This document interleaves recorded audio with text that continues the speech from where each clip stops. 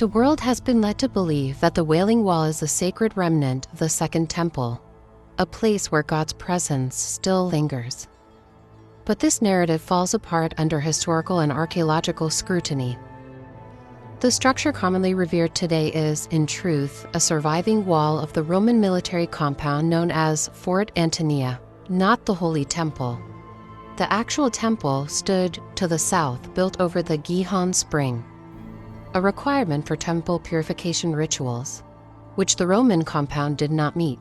The protruding rock beneath the dome of the rock, often mistaken for the foundation stone of the temple, was in fact the central part of Fort Antonia. In other words, the Jews today are not praying at the remains of God's temple. They are praying at the wall of a Roman fortress. But the deception goes deeper. The rituals performed at the Wailing Wall are rooted not in biblical faith, but in the 13th century occult system of the Kabbalah, as elaborated in the Zohar and further mystified by the Hasidic movement. The supposed divine presence they seek at the wall is not the God of Abraham, Isaac, and Jacob. It is the Shekhinah, a feminine emanation in Jewish mysticism.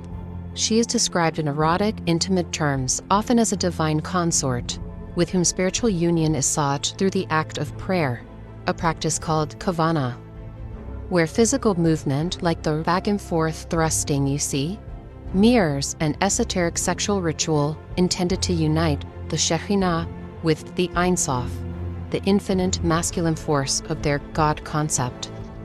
This is not worship. It's a metaphysical sex act disguised as devotion. It is an inversion of divine truth, rooted in mysticism that Scripture calls an abomination. And this is where it collides with our politics. Nearly every major political figure, presidents, prime ministers, global influencers, must perform their rite of passage at the Wailing Wall, hands pressed against stone, heads bowed in reverence. They are not just pondering to voters or honoring tradition.